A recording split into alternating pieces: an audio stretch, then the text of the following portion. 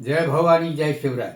छत्रपती शिवाजी महाराज, राष्ट्रमाता राजमाता जिजाऊ माँसाहेब व आद्य क्रांतिकारक उमाजी नाईक आणि बहिर्जी नाईक जाधव या सर्वांना मुद्रा करून मी शिवव्याख्याता प्राचार्य दादासाहेब कोरेकर पाटील आज आमच्या गावातील म्हणजे मुक्काम पोस्ट नावरे, तालुका शिरूर, जिल्हा पुणे येथील इतिहास काळातील पाटील आणि रामोशी संबंध या विषयावर बोलण्यासाठी इथं उपस्थित आहे. मुक्काम पोस्ट नावरे, तालुका शिरूर हे गाव 60-65 वर्षापूर्वी हे छोटंसं गाव होतं. ती 2,500-3 हजार लोकसंख्येच्या आतील. आज त्याचा मोठा विस्तार झालेला आहे. शहरीकरण म्हटलं तरी चालेल, नागरीकरण म्हटलं तरी चालेल. आणि अशा प्रकारच्या त्या जुन्या गावच्या काही आठवणी ज्या माझ्या मनामध्ये साठलेल्या आहेत त्या आपल्यापर्यंत पोहोचवाव्यात.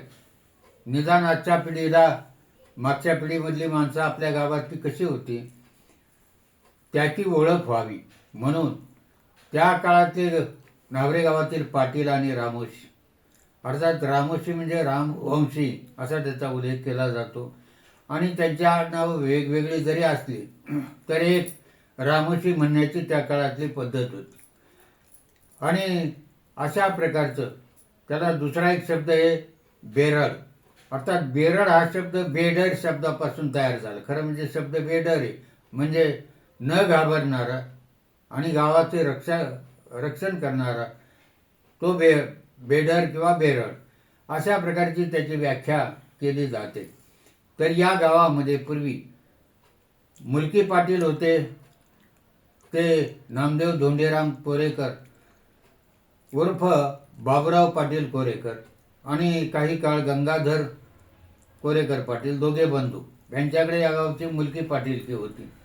आणि त्याचबरोबर गावातली दुसरी पाटीलकी म्हणजे ज्याला पोलीस पाटील म्हणायचे, की गावामध्ये शांतता राखणं, काही प्रश्न निर्माण झाले ते सोडवण्याचा प्रयत्न करणं, गाव पातळीवर न सोडवले गेले तर ते तालुक्याला जाऊन त्याची शहानिशा करणं, अशा प्रकारचे 2 पोलीस पाटील हे अगदी जुन्या काळामध्ये जर पाहिलं तर बुवासाहेब निंबाळकर म्हणून पाटील होते. त्यांचा दरारा खूप मोठा होता. ब्रिटिश काळ होता त्या काळामध्ये. आणि या ब्रिटिश काळामध्ये बुवा काका म्हणायचे त्यांना, बुवा काका निंबाळकर. आम्ही जेव्हा लहान होतो बुवा काका समोरून दिसले की आम्ही पळून जायचो, कारण काका काय विचारतील सांगता येत नाही आणि दम किती देतील तेही सांगता येणार. त्यांचा दराराच तेवढा होता. असं सांगितलं जातं किंवा मी ऐकलंय की ब्रिटिश काळामध्ये कुठलाही अधिकारी जर गावात यायचा असेल तर पोलीस पाटलाची म्हणजे बुवा काका निंबाळकर यांची परवानगी काढल्याशिवाय त्याला गावात प्रवेश नसायचा. आणि अशा प्रकारचं एक व्यक्तिमत्व या आमच्या गावामध्ये होऊन गेलं. पुढे त्यांनी ही पाटीलकीची धुरा बाबासाहेब निंबाळकर पाटील यांच्याकडे दिली. आणि मग तेही आम्ही आमच्या लहानपणी पाहिलेले एक रुबाबदार ग्रस्त, धोतर, फेटा अशा प्रकारचा जुना पाटील दिसावा असं पाटीलकीचं एक व्यक्तिमत्व बाबासाहेब निंबाळकर पाटील म्हणून होऊन गेले. अर्थात या गावची पाटीलकी विभागून कोरेकर पाटील आणि मुलकी पाटील कोरेकर पाटील आणि पोलीस पाटील हे निंबाळकर आणि दोन्ही घराणी मूळ पवार घराणी आहेत. म्हणजे पवार घराण्याच्या 2 शाखांना इथं जी पाटीलकी दिली ती एक निंबाळकर नावाने पुढे प्रसिद्ध झाली आणि एक कोरेकर नावाने प्रसिद्ध झाले. अशा प्रकारचं या गावगाड्याचं काम चाललेलं असतं. अर्थात मला हा विषय मांडण्याचं कारण की मी 4 दिवसापूर्वी सपत्नीक हांगे तालुका पारनेर जिल्हा अहिल्यानगर इथे गेलो होतो. आणि हांग्याला गेल्यानंतर हांगेश्वर महादेवाचं दर्शन घेतलं आणि समोरच एक पडक्या अवस्थेमध्ये खंडहर म्हणतो आपण ज्याला, ते एक इमारत दिसली.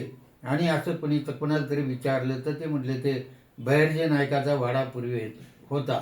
बहिर्जी नाईक म्हणजे शिवछत्रपतीच्या काळामध्ये असलेले गुप्तहेर खात्याचे प्रमुख, की महाराजांनी जेवढ्या म्हणून मोहिमा यशस्वी केला त्यामध्ये बहिर्जी नाईकाचा खूप मोठा हात असायचा. किंवा बातमी काढण्यासाठी दिल्ली दरबारात, विजापूरच्या दरबारात जाऊन परत सुखरूप येऊन बातम्या महाराजांना देणारा आणि त्याप्रमाणे मोहीम राबवणारा अशा प्रकारचा बहिर्जे नाईक, जाधव असं त्यांचं आडनाव आहे, पण नाईक या नावाने प्रसिद्ध झाले. आणि विशेषतः रामवंशी किंवा रामवंशी जमातीतील लोकांना नाईक म्हणण्याची पद्धतही होती.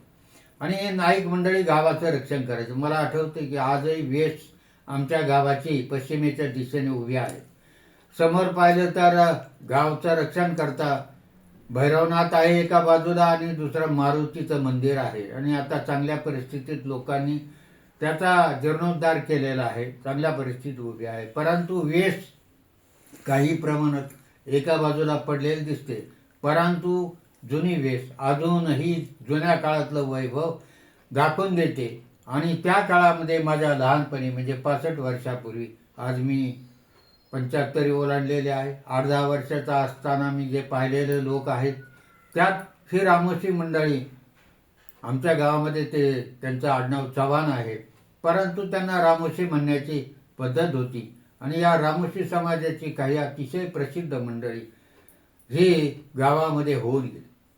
या निमित्ताने मला दुसरं एक नाव आठवतं, ते म्हणजे आद्य क्रांतिकारक उमाजी नाईक.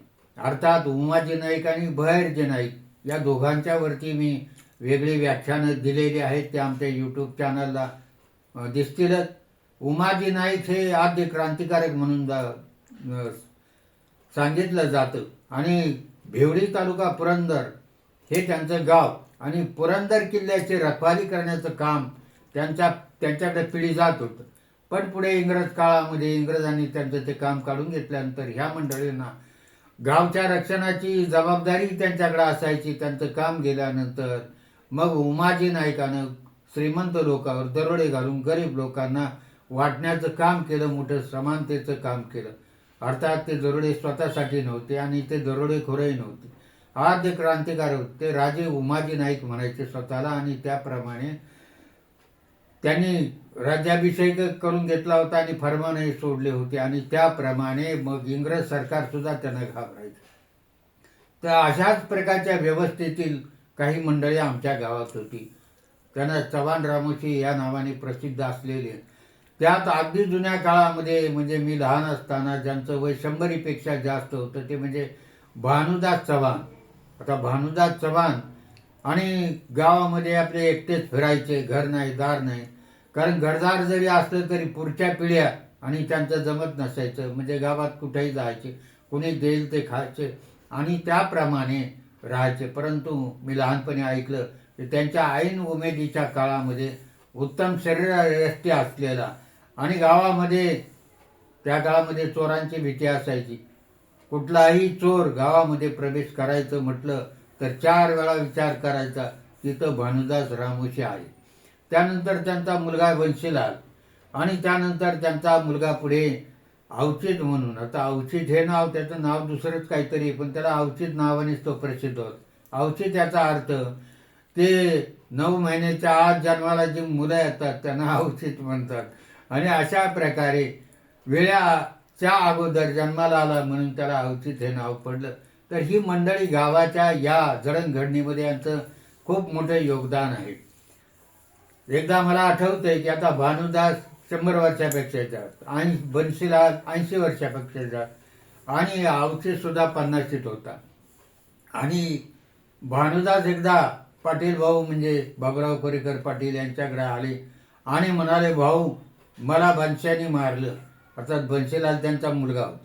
तो एका पायाने अपंगही होता, एक डोळाही गेलेला होता. असं असताना बसलेले लोक म्हटले, आता हा बन्स्या कसा मारणार बरं भानुदासला. परंतु ते त्याला सांभाळत नसतील, त्यामुळे त्याचा राग म्हणून त्यांनी आपली तक्रार पाठलागलं.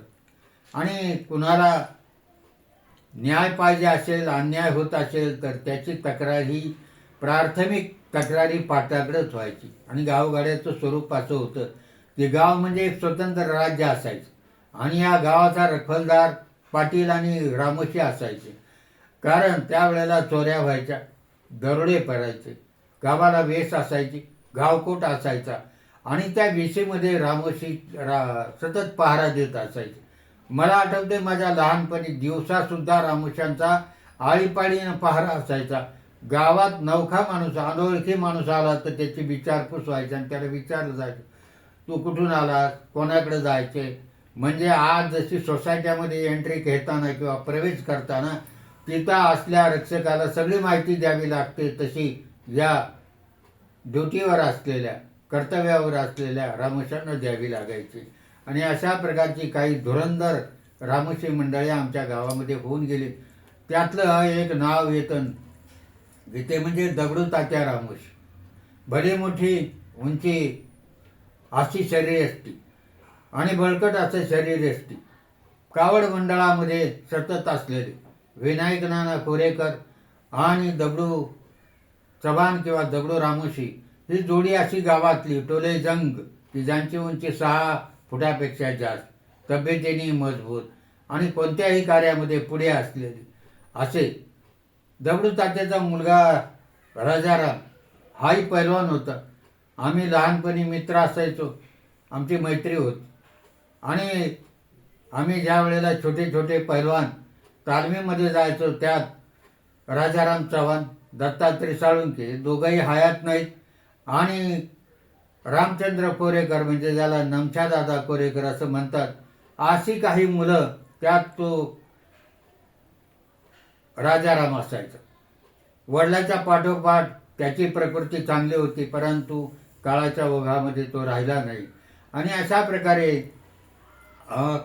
त्याचा मुलगा आता राजारामचा मुलगा संतोष हा तलाठी ऑफिसमध्ये, तलाठी कार्यालयामध्ये तो कार्यरत आहे. अगदी वडिलोपार्जित जी परंपरा आली सहकार्य करण्याची ती त्याच्या अंगी आहे. काही काम सांगितलं तर कधी नाही म्हणणार नाही, अशा प्रकारे. आणि ही सर्व मंडळी ही गावाचे रक्षक होते. त्यात भागोआप्पा नावाचं एक वेगळंच व्यक्तिमत्व होतं, जे सतत हसतमुख असायचं, तितकंच करारी असायचं. आणि त्यांच्या या काही आठवणी मला नेहमी येतात की भागोआप्पा म्हणजे गावातलं एक वार्तापत्र असायचं. भागोआप्पा आणि त्याचबरोबर हुसेनभाई शेख ही एक यांची मैत्रीची जोडी होती. दोघी कलंदर आणि बिलंदर होते. आणि त्याचबरोबर गावचं सगळं वार्तापत्र त्यांच्याकडे असायचं. अर्थात आमचा पाटलांचा वाडा म्हणजे महादेवाच्या मंदिराच्या समोर. आणि त्याचबरोबर रामोसाळी आमच्या शेजारी, कोळाळी आमच्या शेजारी, या सर्वांचे आमचे सलोख्याचे संबंध होते. जसे रामोशी समाजाचे होते तसे कोळी समाजाचे, त्यांना गायकवाड आडनावाने ओळखलं जातं. ही सर्व मंडळी गुन्ह्या गोविंदानं नांदणारं असं गाव होतं.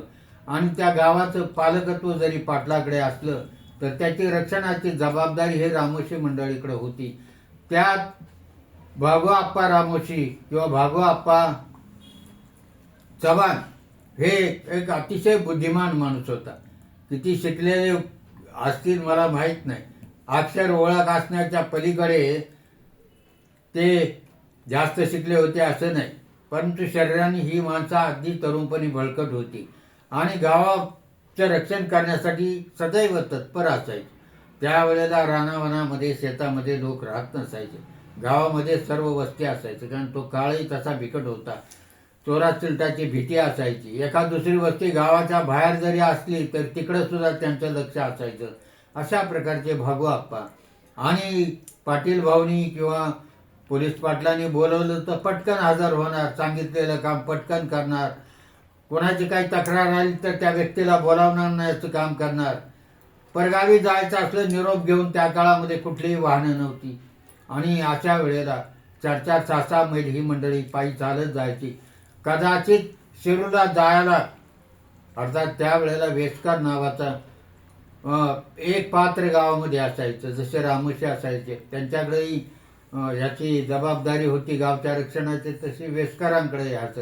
वेस्कर याचा अर्थ वेशीचं रक्षण करणारा, म्हणून त्याला वेस्कर किंवा येस्कर असं नाव पडलं. आणि ही मंडळी गावाला उत्तम प्रकारे सहकार्य करत असायची. कितीही गरिबी असो त्यांची सर्वसामान्य परिस्थिती असायची, सगळ्याचीच असायची. आणि अशा वेळेला आपलं गाव चांगलं राहिलं पाहिजे, सगळ्या गावाला गावाचं रक्षण झालं पाहिजे, गुन्ह्या गोविंदानं नांदलं पाहिजे, अशा प्रकारे एकीचं आणि उत्तम असं जातीपातीच्या पलीकडचं असं वातावरण होतं. जातींमध्ये भेद नव्हते, जातीपातीचं राजकारण नव्हतं. आत्ता ते पक्षीय राजकारणामध्ये ते कधी तसं काही नव्हतं. आणि केवळ आपलं गाव, आपला देश ही दृष्टी त्यांच्यापुढे होती.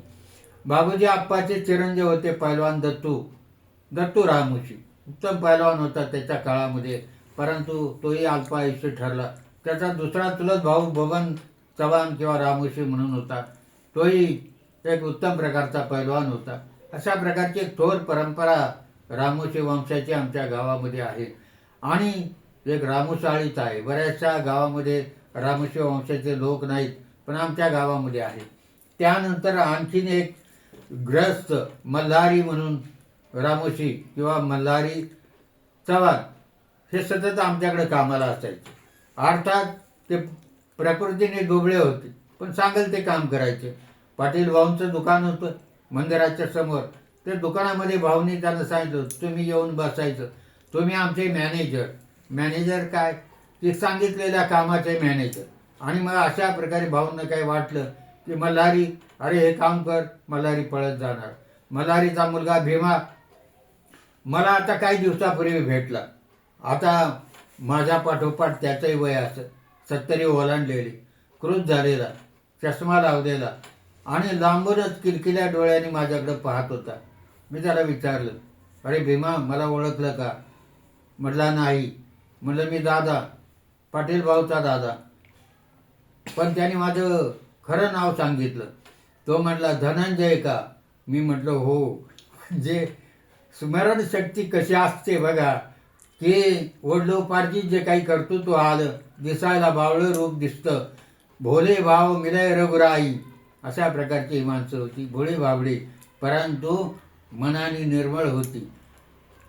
आणि अशा प्रकारचे तो भीमा, त्याची आई मुक्ताबाई ह्या आमच्याकडे आमच्या वाड्यात किंवा विशेषतः गंगाधर आप्पा आणि आमच्या घरी कामाला असायच्या. आणि मुक्ताबाई म्हणजे साक्षात मुक्ताबाईच, ज्ञानदेवाची बहीण जशी मुक्ताबाई किंवा मुक्ताबाई, संत मुक्ताबाई म्हटल्यानंतर तसंच रूप असलेल्या मुक्ता काकू, आम्ही त्यांना काकूच म्हणायचो लहानपणी. आणि भोळी भाबडी ही बाई कामाला बोलावल्यानंतर कधी नाही म्हणणार नाही, आपलं घरचं काम करून आमच्याकडे कामाला यायचं. त्यांच्याकडे एक भाचा होता, त्याचं नाव रंगनाथ लहानू रामोशी. तर नाव मला त्याचं निश्चित सांगता येणार नाही आडनाव, पण त्याचं रेकॉर्डला नाव रंगनाथ लहानू रामोशी असंच लागलेलं होतं. आणि असा हा रंगनाथ, आई वडील लहानपणी वारले. मग मल्हारी मामानी त्याला आपल्या घरी आणलं, सांभाळलं, मोठा केला. मग आनंदराम आचार्य पाटील भाऊ यांनी विचार केला. त्यावेळेला पुणे जिल्हा शिक्षण मंडळाची शाखा मल्लिकार्जुन विद्यालय नावरे स्थापन झालं होतं. अनेक शिपाई कामासाठी पाहिजे होता. त्यावेळेला पगार फारसे नव्हते, परंतु पी कुलकर्णी मुख्याध्यापक होते. आणि यांनी सांगितलं की हा गरीब मुलगा आहे, अनाथ आहे, त्याला कामाला घ्या. कामाला घेतला. पुढे तो मोठा झाला, परमनंटही झाला, कायमस्वरूपी त्याला नोकरी मिळाली. परंतु आयुष्याच्या मध्यावरच त्यांनी जीवनयात्रा संपवली. आणि त्यानंतर त्याचा मुलगा बाळू याला सेवेमध्ये घेतलं. त्याच्याऐवजी रंगनाथ गेल्यानंतर बाळूला पुणे जिल्हा शिक्षण मंडळाने पुन्हा सेवेत सामील करून घेतलं. सुरुवातीला तो सेवक होता. आता परवा भेटला तेव्हा कळलं की तो नावऱ्याच्याच मल्लिकार्जुन विद्यालयामध्ये लेखनिक म्हणून काम करतो. त्याची पत्नी अंगणवाडी चालवते. अशा प्रकारची ही सर्व मंडळी अत्यंत सामान्य परिस्थितीतून आलेली आणि असलेली आज चांगल्या प्रकारची त्यांची प्रगती आहे. कारण प्रत्येकाला शेती आहे. आज पाणी आल्यामुळे त्याचप्रमाणचं शेती उभी राहिली आणि प्रगती झाली. त्याचबरोबर लक्ष्मण आणि त्याचा भाऊ शेई एक याच्यातील कुटुंब रामोशी वंशातलं. लक्ष्मण आमच्याकडे कायम कामाला असायचा.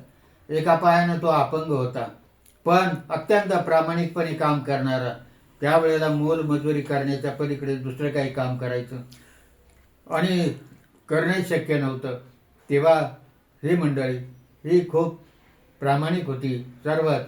आणि मग पुढं पाटीलकीची वतनं हे साधारण 65 सालच्या दरम्यामध्ये वतनदारी पद्धत बंद झाली. देश स्वतंत्र झाला, प्रजासत्ताक राज्य झालं. मग पुढे एक एक एक एक वतनी जे इनामदार होते, जागीरदार होते, यांची सगळी वतनं आणि विशेषतः पाटीलकीची वतनं रद्द झाली. आणि मग या लोकांनाही काय काम राहिलेलं नाही. अर्थात परंतु पंचायत राज्यामध्ये असं ठरलं की जे रामोशी म्हणून होते किंवा जे गावाचं रक्षण करत होते किंवा जे गावाच्या सेवेत होते त्यांना सामावून घ्यायचं. आजही महापालिकेनं ग्रामपंचायतमध्ये असलेल्या लोकांना ती गावं पुणे शहरात गेल्यानंतर त्यांना सेवेत सामावून घेतलं. तसं मल्हारी, चव्हाण, भागू रामोशी किंवा चव्हाण आणि त्यानंतर अवचितराव चव्हाण या सर्वांना कोतवाल म्हणून सामावून घेतलं. त्या काळामध्ये महाराज हे म्हणजे आनंदराम आचार्य हे सरपंच होते जवळजवळ 40-42 वर्ष. आणि त्यांच्याबरोबर बाबुराव कोरेकर पाटील म्हणजे भाऊ किंवा पाटील भाऊ हे 20-25 वर्ष उपसरपंच होते. म्हणजे जे पाटील होते ते उपसरपंच झाले आणि आनंदराम आचार्य सरपंच झाले आणि हा गावगाडा असाच चालत राहिला. तेव्हा या लोकांचं इतिहास काळामध्ये एक खूप मोठं योगदान या गावाशी आहे. अशा छोट्या छोट्या लोकांची दखल कोणी घेत नाही, आपण घ्यावी असं मनाशी आलं आणि ती आठवण माझी जागी झाली. त्याचं कारण बहिर्जी नायकाच्या गावाला भेट दिली. हंगे, मुक्काम पोस्ट हंगे, तालुका पारनेर, जिल्हा अहिल्यानगर. आणि असं सांगितलं जातं की हंगेश्वर महादेव हे बहिर्जी नायकाचं श्रद्धास्थान होतं आणि आमच्या गावातील रामोशी मंडळाचं मल्लिकार्जुन महादेव हे श्रद्धास्थान आहे. तेव्हा या सर्व मंडळींना आता याच्यातली बरीचशी हयात नाही, त्या सर्व इतिहास काळात काम केलेल्या आणि गावाच्या जडणघडणीमध्ये ज्यांनी भर घातली त्या सर्वांना मानाचा मुजरा करून थांबतो. जय हिंद, जय महाराष्ट्र.